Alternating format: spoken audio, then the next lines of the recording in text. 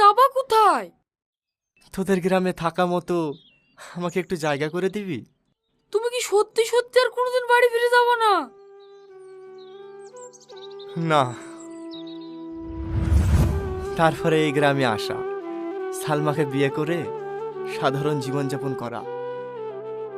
আসলে আমি এমপি রাশিদ সাহেবের একমাত্র সন্তান।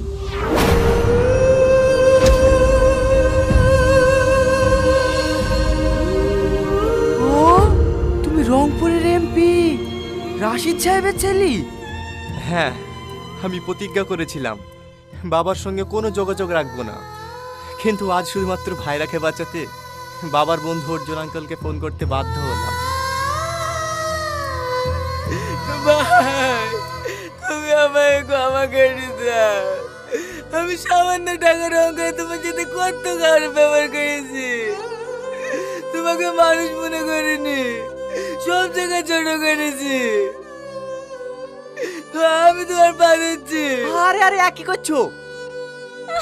বাপ, আমি মা হয়ে তোমার সাথে হাত ধরে ক্ষমা চাচ্ছি। আরে আরে আপনি কি করছেন মা?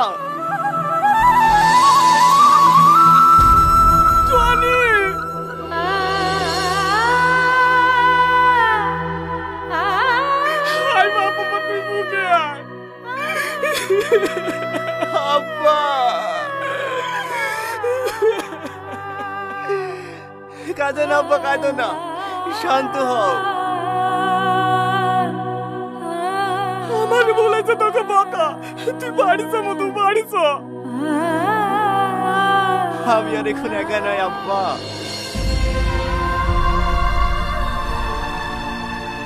আমি সব শুনেছি। আমার নাতনি কই?